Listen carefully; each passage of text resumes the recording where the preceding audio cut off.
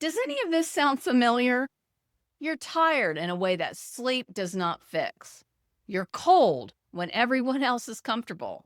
Your brain feels like it's moving through fog, and no matter what you do, the scale will not move. So you do the responsible thing.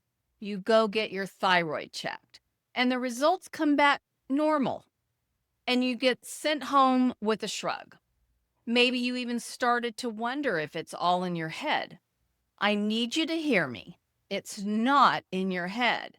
You are not imagining this. The problem very often is not your thyroid gland itself. It's a breakdown in how your body uses your thyroid hormone. And standard testing misses it completely. Let me show you what's really going on because it usually comes down to stress and a few missing minerals. And if you're new here, I'm Dr. Gayla Gorman, a licensed acupuncturist, naturopath, and author of What's Your Kryptonite? On this channel, I'm here to help you reverse the effects of chronic stress so that you can cruise through midlife and beyond symptom-free. So before we get into the fix, I have a free resource to help you start lowering your stress load right away. Just comment the word guide below or go to drgayla.com/links and I'll send it right over. You can also scan the QR code on the screen. So here's the piece nobody explained to you. Your thyroid gland mostly produces a hormone called T4, but T4 is the inactive form. It's like a check you cannot spend until you cash it. Your body has to convert that T4 into T3, the active form your cells actually use for energy and metabolism. And that conversion does not happen in the thyroid.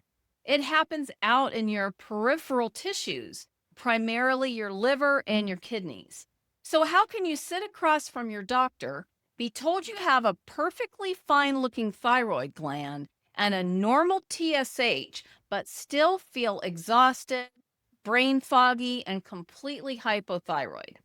Because the pituitary gland, the part of your brain that dictates your TSH levels, plays by different rules than the rest of your body.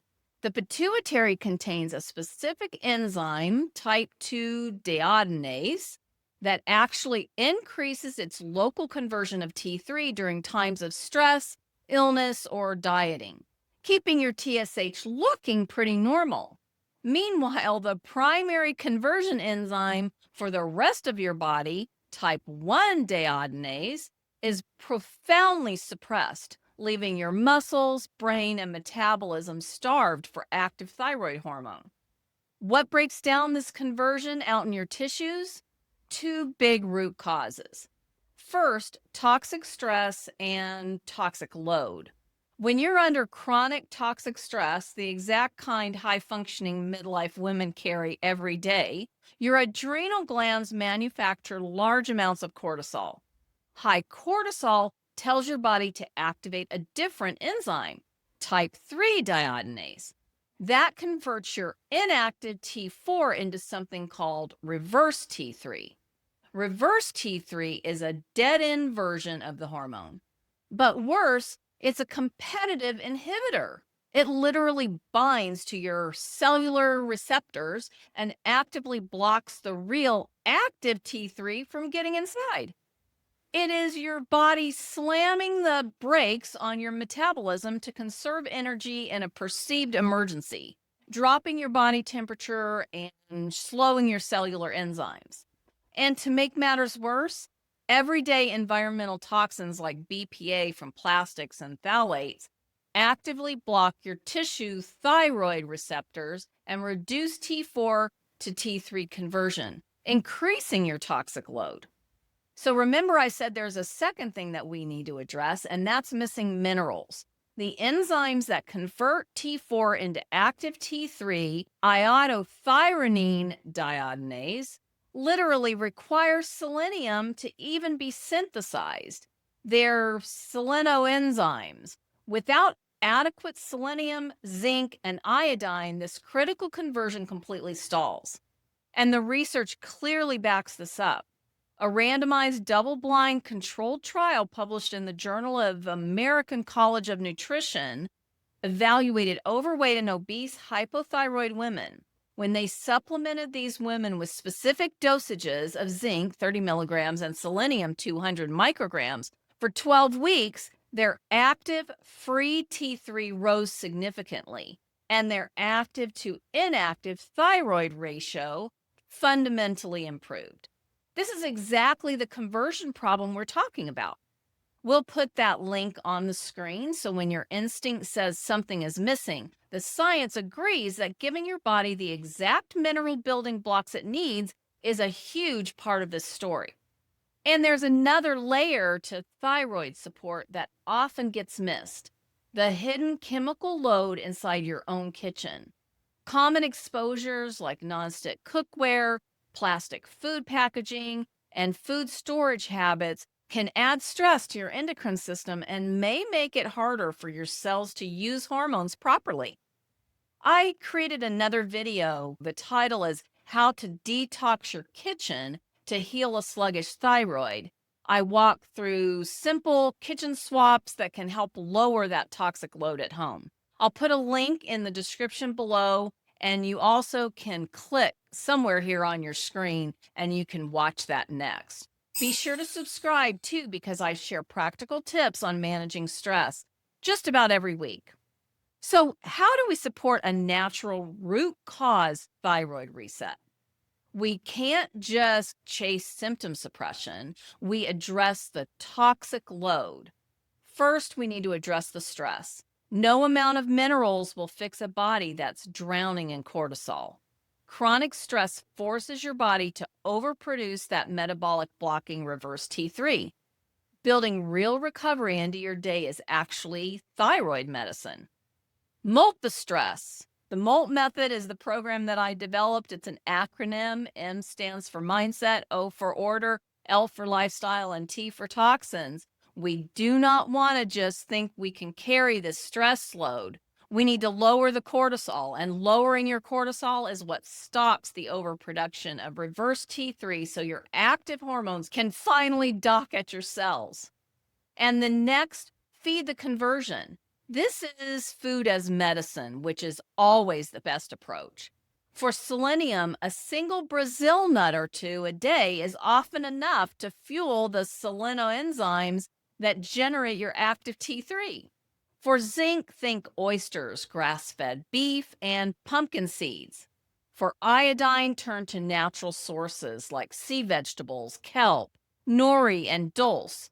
This delivers the exact raw materials your conversion enzymes desperately need without relying on lifelong synthetic symptom suppression.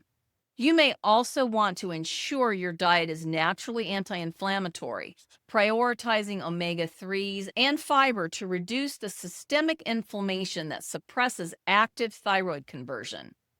Next, support the places conversion happens. Since the vast majority of your T4 becomes active T3 in your liver and gut, caring for these organs is really important. Reduce your exposure to environmental thyroid disruptors like drinking out of plastic water bottles containing BPA, which have been shown to directly block your cellular thyroid activity and disrupt conversion. And lastly, protect your sleep. Sleep is when your body recalibrates its hormonal feedback loops and repairs the damage of daily allostatic load. This is the wear and tear from stress. So, will you notice that none of this is a fad or an exotic quick fix? It's about treating your body with empathy, removing the toxic stress load that's slamming the brakes on your metabolism, and supplying the exact natural minerals your midlife body has been missing. I want to be very clear and responsible here, because the thyroid is not something to play with. If you have these symptoms, get properly evaluated. Ask for a full thyroid panel, not just TSH. That means free T4, free T3, reverse T3, and thyroid antibodies, so you can actually see whether you have a conversion problem or an autoimmune issue like Hashimoto's, which is very common in midlife women and needs proper care. Regardless, any of these things I've suggested in this video will help. Food is medicine, and that is the best way to correct any of these imbalances or systemic malfunctions.